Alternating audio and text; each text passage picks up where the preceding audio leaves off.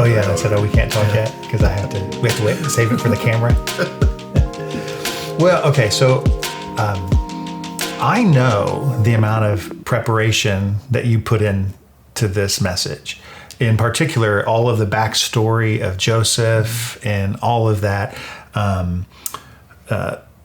Psalm 37 is not just a psalm, but it's actually a Hebrew acrostic poem, and each letter of the Hebrew alphabet starts the next verse. So it's like, A, B, C, D, and so all of that. I know, and there's so much work that you've done, but to pare it down to just be a 30-minute message is real challenging.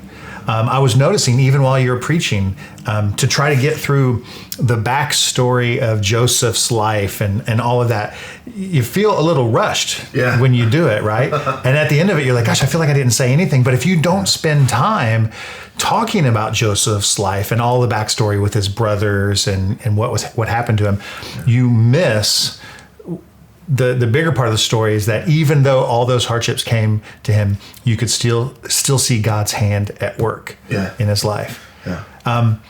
When you're making the decision, this is me talking now, I'm going to ask a question, but when you're making the decision what to keep and what to throw out, what's the determining factor in some of that? Yeah, because there's so much to that narrative that is, it takes such a long time in Scripture to develop, and so the whole arc can't be done in a 30-minute message. No way.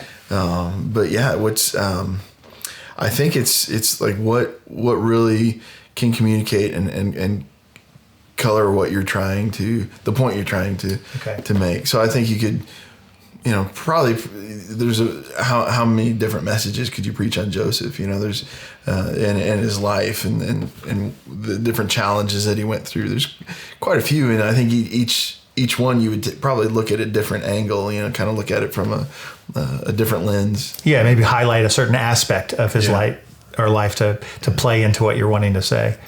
Yeah. You see a lot of parallels between Joseph's life and Jesus.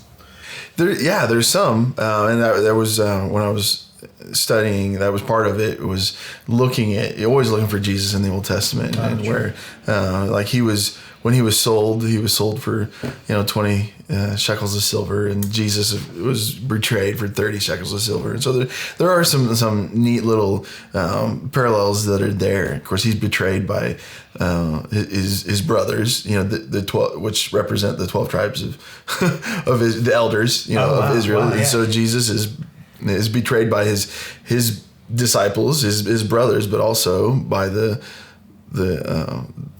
elders of Israel, the leaders so there's those parallels there. Yeah, I find it fascinating that of all of the things that happened in antiquity with God's people, God has chosen for us in Scripture certain stories, as if he's intentionally laying before us the life of Joseph, so that when we get to Jesus, we can see shadows or types of Jesus to come before he came and was born. You know what I mean? So to me, it's fascinating to see how God was he's so detailed in the information that he gives us, so that when Jesus comes, it's like we won't miss him. We see that he is the hero of all the story.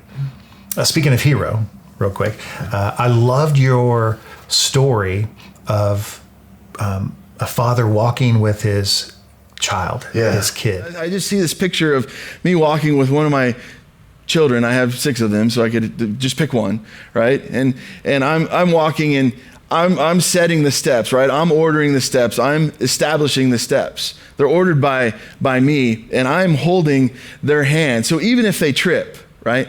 Even if they were to fall, they're not going to completely fall.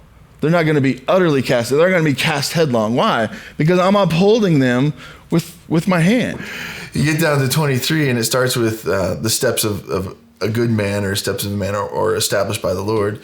And then even though he would fall, the Lord upholds him by his hand. And so just kind of reading through that, I just got this picture in my head of me walking, in my mind with me walking with my kids, and how, they're going to trip and they're going to fall, but you hold them by their hand. Sometimes they're hanging by their hand, you're literally upholding them by your hand. And so that, I was just reading the scripture. Sometimes, that's one of the ways I read scripture, is kind of get pictures and images in my head as a kind of a visual person. So yeah. I think that's the image that I got when I was kind of reading through that psalm. It's unfortunate that oftentimes the Christian life is often spoke about maturing, growing up, becoming more mature, no longer drinking milk, as Paul was talking about, but eating meat, the bigger things in the Christian faith. And yet I think sometimes we do ourselves a disservice by trying to mature so quickly. All that to say, I think it's a great reminder that God is holding my hand, and that when I stumble, I'm still like a kid and he's going to hold me up. Yeah. At some point we try to rush to get to play. I can walk on my own. Yeah. I can do this on my own. I think Joseph's story would be completely different if he tried to do it on his own. Right. And this is even more strange to even admit. I think his life was hard, and it was ordered by God. Yeah. I mean, it's like sometimes we feel in our culture like if life gets hard, somehow God has abandoned us in all of that. And when all you have to do is read the story of Joseph and go, no, here's a man who was delighting in God, still in relationship with him in all of the hard things, and yet his life was still really hard. Do you like preaching to a camera? That is probably more difficult than because you don't have the live people to play off of. They're not laughing at your attempts at humor, so you don't laughing at your attempts. Yeah. And or responding. I mean, emotions either way. Like you're looking at what is really, and with a live audience, what is kind of what do I now maybe hone in on that I didn't plan in my notes, or so now it's a little more nuanced, I guess, and you're speaking without the emotions of the crowd. Yeah, you feel a little more reserved sometimes, because if the room is filled with people, you respond just differently. I remember someone once said something to me. Every once in a while, I would kind of just stomp my foot to make an exclamation. You know what I mean? Like, it's just got to be this way or something. And someone commented on that. And I had to tell them, typically if I'm stomping my foot, it's because I saw someone fall asleep. And that's a real story. I'll see someone doze off and I'll stomp my foot to wake them up. That is so good. But I'll just work it into what I'm saying. So people think I'm just trying to be animated. I'm like, no, I'm just trying to wake a person up. Yeah, I look forward to live preaching, and I know we're going to try to get back to that probably starting next month. I just wondered, how you felt about all of that. So I think you're doing a great job in it. Yeah. And it seems like every time you do it, you seem to go to 27, 28 minutes and stop. So you've got this internal clock that just shuts off when you're done. So that's really great.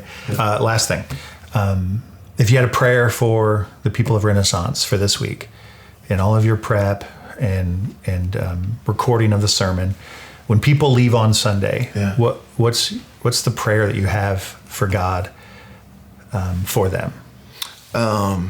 It really is that they would see how much He delights in them, and then our response then to Him laying His life down, to Him going to the most extreme measures to get to that joy that was set before Him, right? That delight, which is us, that we would then delight in Him. That we wouldn't see this Christian walk as drudgery or as an obligation or as something that is difficult, but we would realize that this is something that we can really delight in. I mean, that's joy to the extreme. That is extreme pleasure, I think Webster's put it. And, that's delight. Let's delight ourselves in this relationship with God.